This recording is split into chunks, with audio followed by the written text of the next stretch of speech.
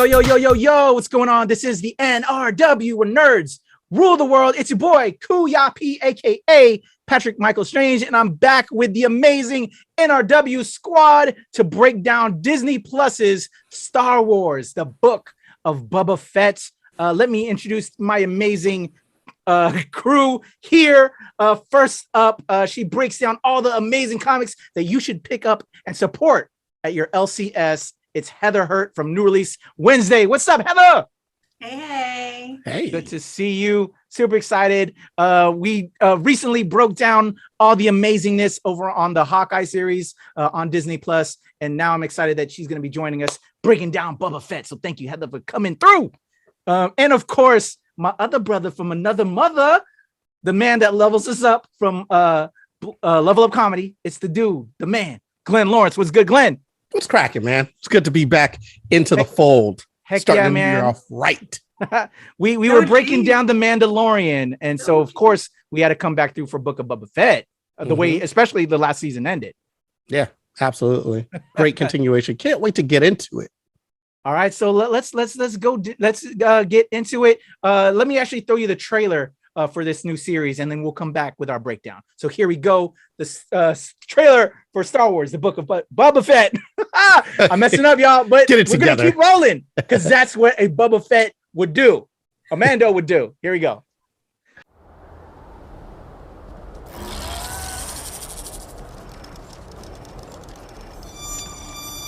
I am not a bounty hunter.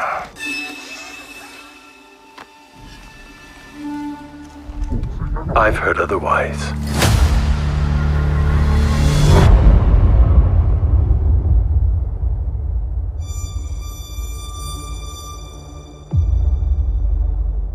I know that you sit on the throne of your former employer. Jabba ruled with fear.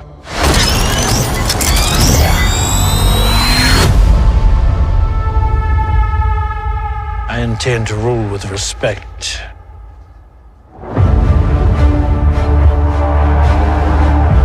You were all once captains under Jabba the Hutt. I'm here to make a proposal that's mutually beneficial. Why speak of conflict when cooperation can make us all rich? What prevents us all from killing you and taking what we want?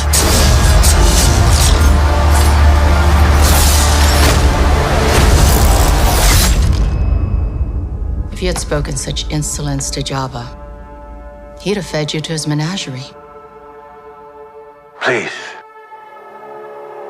speak freely.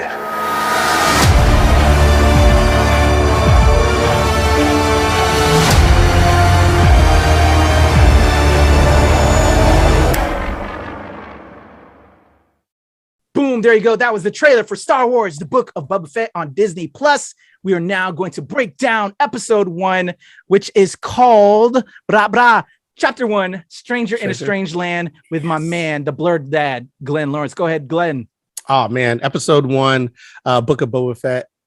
It's a lot of what you wanted to see. They break down some of the lore. Boba Fett, the last time we saw him in the Star Wars films, he was being eaten by a sarlacc, or he was eaten up by the sarlacc pit or whatever. So we basically jump right in to there where we get to see him. We get to see him bust out of that sarlacc pit. We also get to see him being regenerated, and he's going back and having flashbacks of this and some other things that happened in his past. And it really kind of gives us a whole well-rounded view of Boba Fett, who this character is, what he's about, and where we left him. So, after those flashbacks, then we get to see what happened to him. How did he break out? How did he get out of this terrible predicament that Luke Skywalker put him in?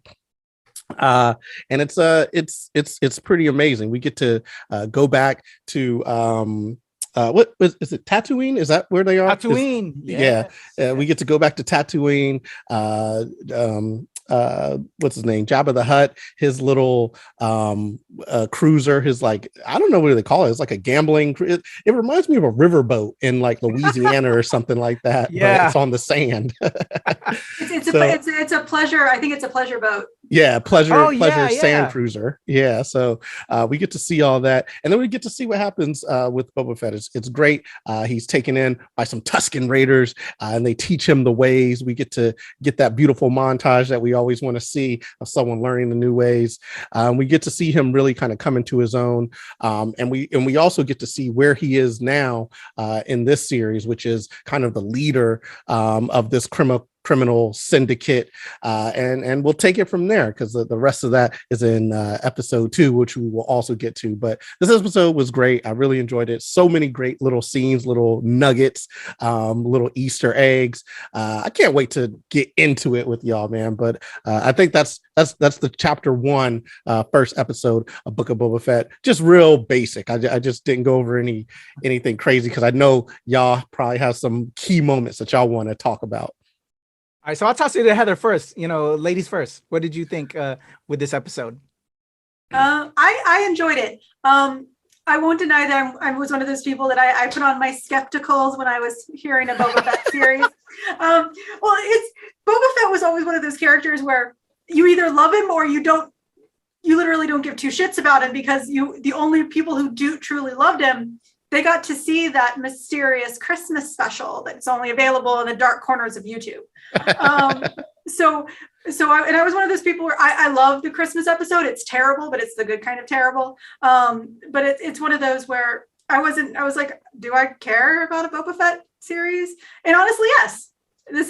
This show is definitely making me him as a daimyo. He deserves this role. He deserves it. It's really cool to see. I mean, Heather, to your point, it's funny because Boba Fett in the movies, he really is kind of like, he's a cool character who actually who loses and dies technically. You know what I mean? So it's like, why is everybody up in arms? He's basically one of the henchmen who dies. And why does everybody love this guy? But it's great to see him get kind of his just desserts in this thing. In this show, the Book of Boba Fett. Kuya P, what did you think about this episode? So like you're saying, yeah, he's the character that dies, but we all love him because so just visually appealing. I think is it. And then one of the things that I watched, I don't know if it was like an added feature that came along with this Boba Fett episode 1 was they had the origins of the original Boba Fett. I forgot the actor that played him, Jeremy Bulloch. The original costume was all white, and kind of talked about how they had Darth Vader. The actual costume that was used at a parade in between before they started filming out there on the streets in a parade. They allowed the costumes to go out there, and then somebody that they've outfitted before Jeremy Bulloch put on the costume on the film was wearing the costume. And then just the breakdown how it was like white, and then they painted it up, and then like it was a silver base, then they painted the green. Just the origins of that. So I really enjoyed that piece that they put in conjunction with this Boba Fett episode 1 series. Because it's just, again, it's a visually appealing character. We didn't know much. So I think to give us this more, it helps us fans that have just been fans of this character and finally now getting to see it come to light more.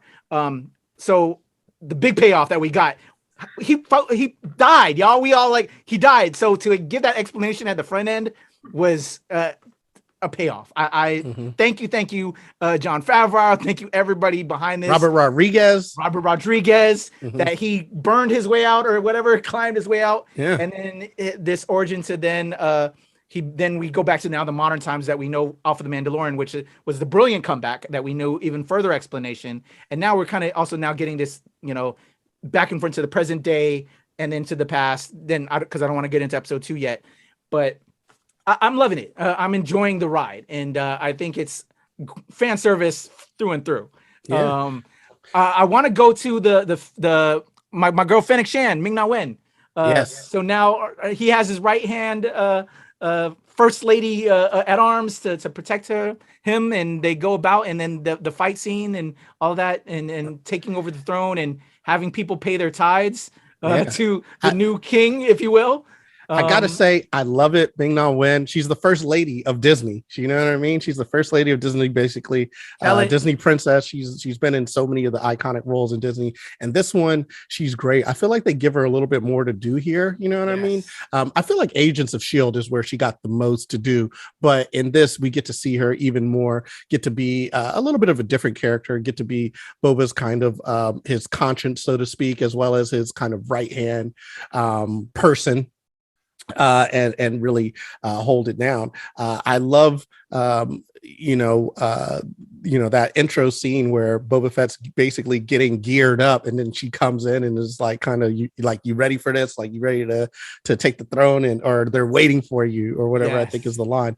It just is kind of cool because we got that great scene at the end of Mandalorian where they kind of all sit on the throne, and she's like, got the jug with the gun and everything, and like we know some stuff's about to go down, and then this is it. It's like we get to see the next scene, which is basically her handing him the helmet, like, hey, it's time to rule the court, like we did at the end of Mandalorian, and we get to see that, and then we get to get into all the great characters that come in while they're handling it. I just love her demeanor when all these people are coming in for tributes, and she's just giving looks, and she has something to say. Those are so good. Yeah, every boss has to have a badass number two, and she's a dope number two. You know what I mean? It's to what you were just saying is she's his conscience. I think it's actually the other way around. The funny part about their dynamic is usually the right hand man is the conscience, but she's the one going, you know what? It's really noble of you to want to do this out of respect, but fear is also a good way to create. I love it. In this weird social flip dynamic, he's her, her mellow, and it's like and he's like, bring back. We need him alive. We need him alive, and she's like, well, you're right. It's so awesome too, because she's like like in every instance she's like, we could just kill him, like that would probably be the easiest. Same. Do we love the Gomorian Guards, the pig green looking characters? What do y'all think about that bring back? So Boba Fett to everyone else, the Gomorian Guards are to me. Like, I love them from the Star Wars movie. I had their little characters. I used to like make fun of my sister, be like, you look like this little character or whatever, because she had a cute little piggy nose, and I would but she probably would hate for me to say that, but she was so cute. And those things are so, I love those things. The Gomorian Guards, for some reason, I just had like an affinity to them. They were one of the like side characters that I just really kind of thought were cool. And I'm so glad that they get to do more now.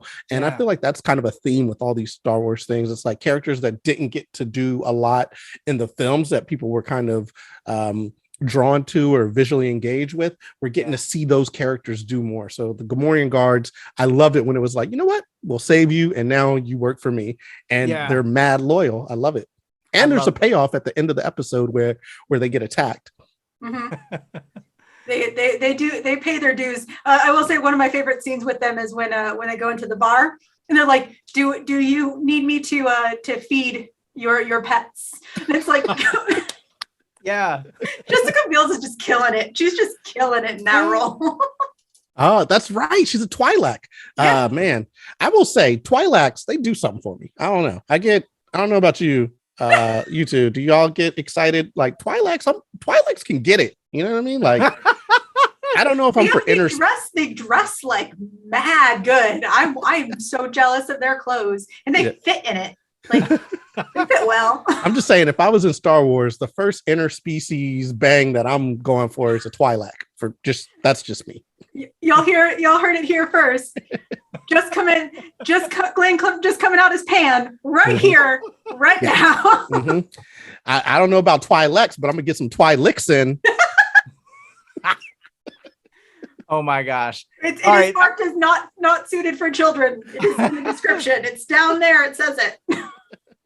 I love that. I'm trying to figure out. I'm like looking at the IMDb. Another, just real quick before we go on to episode 2, character that I want to bring up is I don't know if it's this Barry Lowen who is Garfula Quox, or David Paskeski who Mokshai's Major Domo. Basically, that one alien character, species that came up that, when they're giving their tides to the new king, he was thinking he was gonna get a tide, but Boba was like, no. And then like they whispered, like you were saying with Fennec Shan, Glenn, to that moment in that convo, because we kind of lightly touched on it. What did you just think of that character in that moment? And I think we did get a payoff a little bit in episode 2. Yeah, we got more of it. That character. What did you just think of the bravery though when you were in that moment watching episode 1 in that dialogue? I was like, okay, what's happening here? When is we gonna get this payoff? I always enjoy seeing how a messenger handles delivering his message. You know what I mean? Like that character he basically knows like at any moment I could probably be killed. So I'm just going to give my message. I'll be kind of firm with my message, but you know what I mean? Like I'm going to hands off and like, hey, I get what you're saying, Boba Fett, but you know what I mean? I'm just doing my job here. I liked it. I liked what he was bringing. You get the sense, and it was just kind of a funny play. Like, yeah, you're supposed to be giving me ties here. And like, I thought it was my ties. Sorry. I think there's a miscommunication, but I thought it was great. And like I said, I always like to see those messengers, how they deal with it, because as you know, in the past, with Jabba the Hutt, that dude would have been eaten. Exactly. That's what was so interesting. That didn't, you know, right. It's a different regime now. So you're gonna handle things differently. Yeah, man. That I was gonna say the greatest thing about that is, and we saw this really badly with the final trilogy, is that people sometimes forget that this series was originally created for a family. And so sometimes you need to have those funny moments, and that character really brought us back to a base of, this is supposed to be a family show. So we're going to live up to, we just want a little bit of humor in this. And it's like, that just made you chuckle the entire time. Apologies. Again, apologies. Again, apologies. What? I just, sorry. Sorry. I love it. So there you go. That's chapter 1. Let's break it down with chapter 2 now. I'm going to toss it over to Heather to break down the tribes of Tatooine. Okay. So we start out, as Glenn was saying, we started out with kind of that final fight where there was an assassination attempt. I don't know if we mentioned that. There was assassination attempt. Oh yeah, we did. Yeah. And Fennec, of course, she just went off to grab one of the. We find out that he's a moonlight knight, I think is what they called him. And she goes to grab him, and they're trying to figure out who sent these assassins out to get Boba Fett. And we find out it's the mayor, the one who it was expecting a return guy, and it did not work. But it was actually something bigger. And that something bigger is Jabba's cousins, who are actually physically bigger. Sorry. Right. But the weird thing, and this is the only weird thing that I thought about this episode, that was the first 5 minutes. That was it. We got a solid 5 minutes of current day, and then we went straight to the past. Beautiful sequence of a past event where we learn about his life with the Tusken Raiders, and it's him training, it's him teaching, it's him kind of using a little bit of a savior complex, a little bit. And they go after some like a motorcycle gang, but basically it's him helping the Tusken Raiders grow stronger, grow more confident in themselves, and them also accepting him as one of their own. It's a really beautiful sequence. That final sequence, they actually go through an entire, I don't know, is that like a mating ritual? Yeah, I'm really not sure. I don't know if there was mating, but it's definitely a ceremony. There we go. But there might have been some mating. I don't know. Well, it's a family. They brought it. It's a family ceremony. They brought it into the family. But it was a really actually very beautiful episode. With some really great action sequences, and especially we don't get train action sequences anymore. Yeah. And we got a really cool action sequence on a train. Yeah. We need to bring freight back. Yeah. I love it. What do you think? It was a fun episode. I love seeing the I love a montage. One of my favorite things is a montage, and this gave us a great montage. Like there was some great cheering there. My favorite part, though, going back to where Boba Fett he went to go see the mayor, and I just love that Boba Fett's like, I'm the type of Daimo that's going to pull up. Like, like I'll pull up. I'm not Jabba. I will pull up on you. Like, where's my time? So I thought that was great. And then immediately the mayor was like, oh, my bad, with the long fingers. And I just thought it was just very interesting. The character of the mayor talking out of the side of his head. I thought that was all super, super cool. But it was very, and then, jumping from that, it was very cool to see the Tusken Raiders getting more into their culture and, how they do things and what they do. And because before, they're kind of just like sand people that we kind of forgot about. And I think this really does a good job of paying homage to them and seeing their culture and seeing how they come up and seeing that they're not just like some mindless henchmen that can just fodder basically for Sarlaccs. They're not Sarlacc fodder. So it was very cool to see all that they go through, to see Boba Fett get his I forget what the stick that they use, the little hook stick that they use to fight with, to see him basically learn to use that and then make his own, carve his own.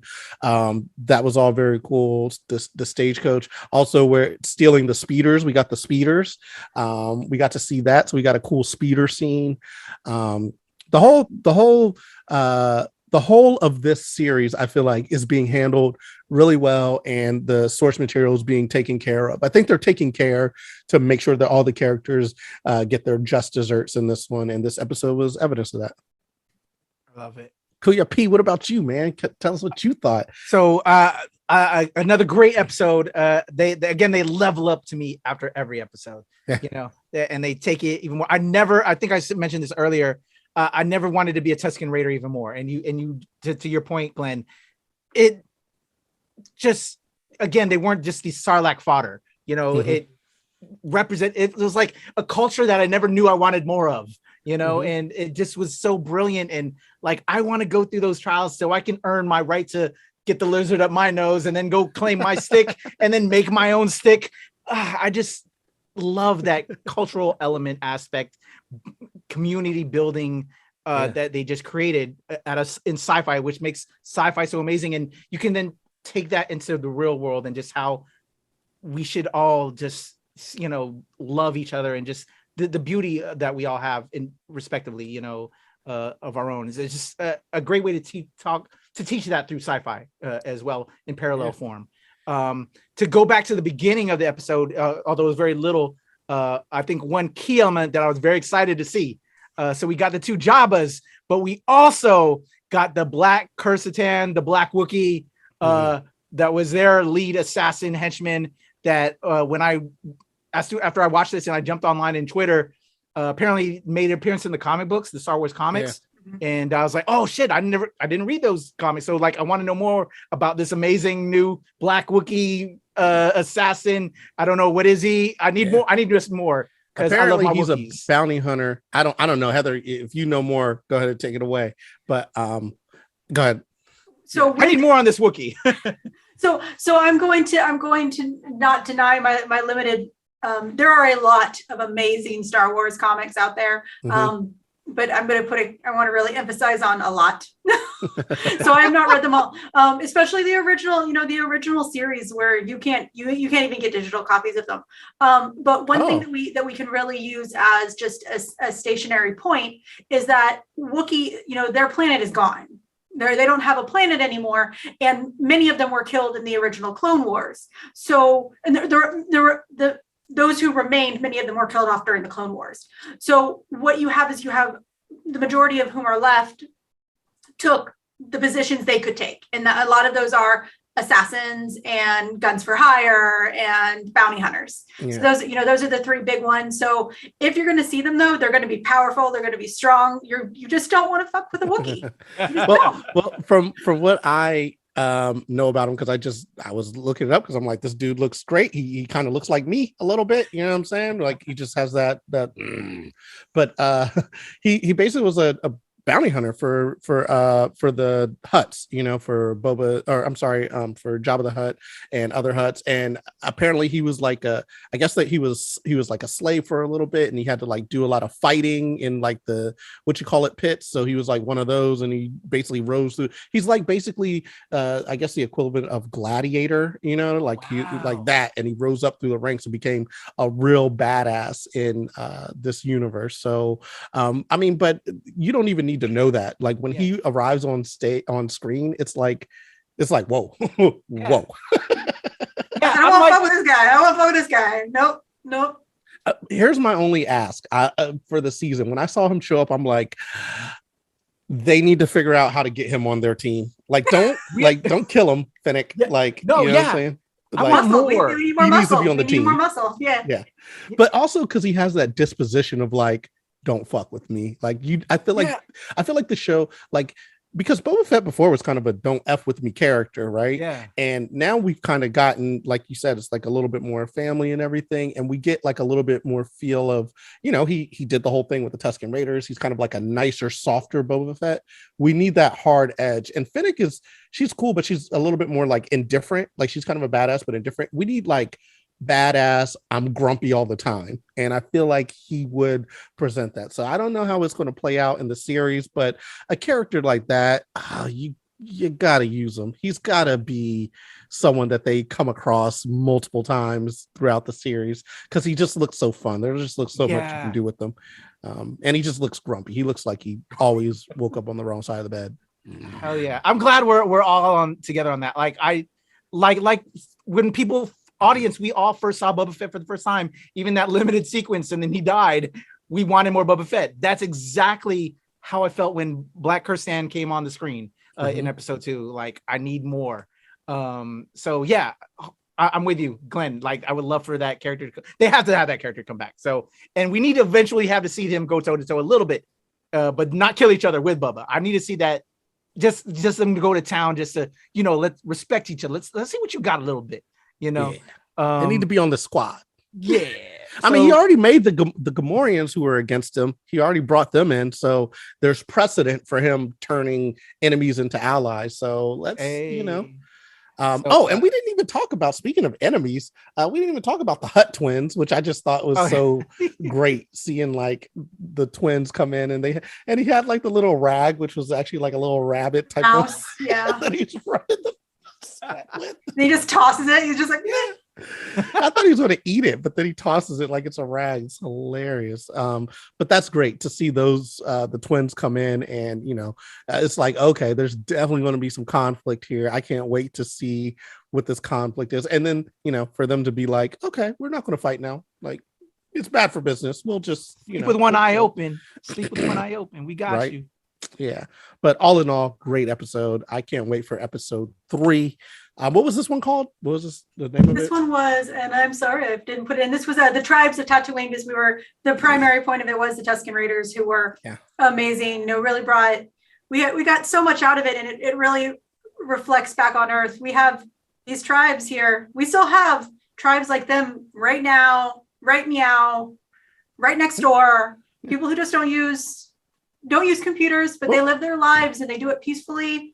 They live off the land, and you know what? They're also badass warriors who can kick serious ass. So, Tribes of Tatooine. So fun. Did you get your chance, Heather? I was. I honestly don't remember. My opinion of it is it was nice. I agree with both of you. It was nice to see where he's been, what he's been doing. It's Dad Bod Boba has been has been fun no matter what. And I will say that is true though. I'm happy you pointed that out. Dad Bod Boba. The one thing that actually bugged me in this, it's good. This is so nitpicky, and I'm sorry. When we last saw Boba Fett, he was thrown in, and he was a very trim guy, and then all of a sudden he comes out of the Sarlacc pit, and he's got this gut, and I'm like, where the hell, when he is being digested, is he getting nutrients gut going on? But hey, you can be a dad bod and still kill a couple of gangsters in a bar. Yeah. As as I've told Kuya P, anybody who's got my body type, I'm rooting for. I love it. Absolutely. Yeah, bro. So predict. So I guess, and to close this out, this was a lot of fun. I think we all liked the episodes, and we all want more Black Kirsten. And or any predictions? Do you think where it's gonna go? Well, that's the great thing about what they've done and setting this up. It literally is a wide open world. Like there's no like, oh, they've got to get the shiny cube thing to XYZ. Like the Mandalorian started out and it was instantly like, it's going to be a quest every episode, right? Or he's got to get this kid to this place, or he's got to do this to this. This is literally like, it could be whatever, you know what I mean? Like they could have a whole war. I just love that Star Wars is always about the economy. It's like political, y'all. It's political. Yeah, it's always political. It's always about the economy, and this is like the underworld economy. So it really can go anywhere. All I know is there will be some economic turmoil. That's the only prediction that I have. And the only thing I want to see, like I said before, I want to see Black Kirsten. Black Kirsten, is that how you say it? I don't know how to pronounce it, so I couldn't tell you. I was saying Kirsten because it's like a Krrstan something, but I could be brutalizing it, so I don't know 100%. The Dark Wookie. Dark Wookie. I just want to see him be part of the team. Him though. That's my one prediction. That's my one want for the series. I want him to be part of the team. Okay. Any other what about Tatooine? Because so we got more on the Tusken Raiders. Are there any other Tatooine-esque characters do you think that could pop up now since we are on that planet? Or other characters that you'd like to see maybe come through that they brought up? Protocol comics droid or film. They got to get a protocol droid. Yeah, okay. But the droid he has is great. The droid, I love the droid. He's got such a mouth on him. Yeah. Well, apparently that's like a torture droid. Yeah, I think he's from one of the original torture. And to be honest, what's really cool is how many Easter eggs on the original series this has. Like it's like apparently a lot of the machinery and a lot of the things that we see are revamps of the original first film, and that's just awesome. Yeah. When it comes to new character or it comes to characters, you okay? My dog just like went in the background and I saw it on the screen and I was like, what is that? It looked like a little Wookiee. I was like, wait, what? I think that's what he was trying to just chime in, that he's all about the Black Wookiee too. Okay. For future, so what I agree with what Glenn said. One of the great things about this series is that in reality, all the characters except Luke who are from Tatooine are dead. So I don't have anyone else that I don't care to see anyone from the past. I'm excited to see new Hutts. Yes, but I don't have any expectation, and that's kind of a great feeling. I'm excited to see what they bring because they could literally bring anything. Yeah.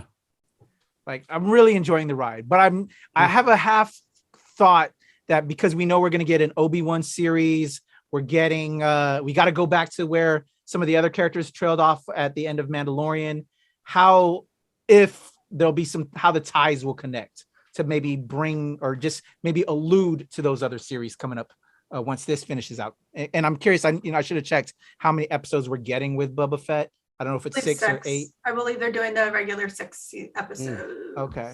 And then, just how all that bleeds together, 7 episodes. There we go.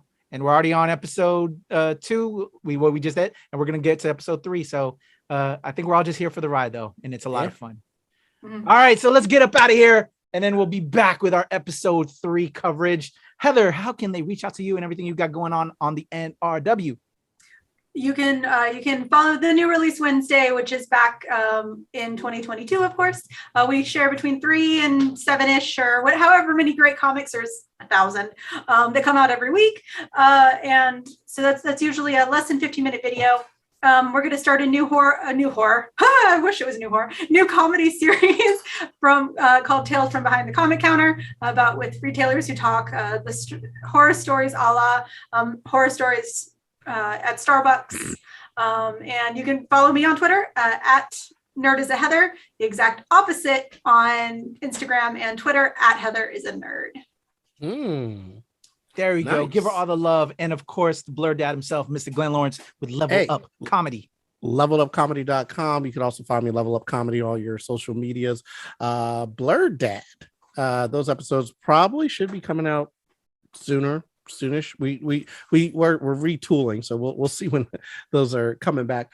Yeah, Glenn Lawrence Comedy. Find me on socials at Glenn Lawrence Laughs. So yeah, find me all. You find me there. Level Up Comedy, Glenn Lawrence Laughs. Find me. There you go, y'all. Make sure you give them all the love and all the follows, and see them here as always on the NRW and at New Release Wednesday and at the NRW. Yeah, where nerds rule the world. And there you go. Yeah, and all the other shows that you'll see them on. And I think Heather and I are going to be doing some other reviews coming up, and Glenn as well with our weeklies and all of that. Good stuff. Make sure you give them all the love and all the follows. Reunited, guys. I can't wait. And then hopefully in person soon at conventions and shows and all that stuff. We got a lot of stuff. Hopefully, as this pandy winds down, that we'll do in 2022. Or at least I'm hoping. I would love to see you guys beyond just this Zoom panel now. You can follow me at the Legend Kuya P on Instagram, Twitter, and TikTok. Like I said, at the NRW on this Wednesday, show.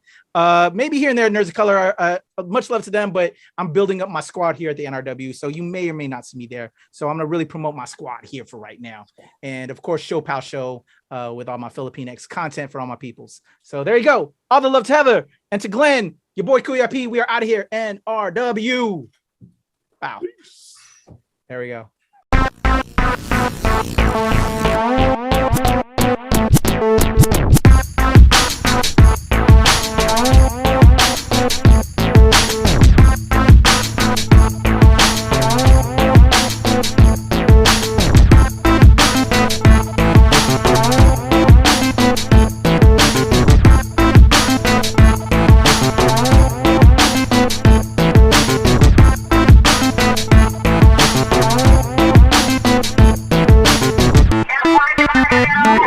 Don't waste your time.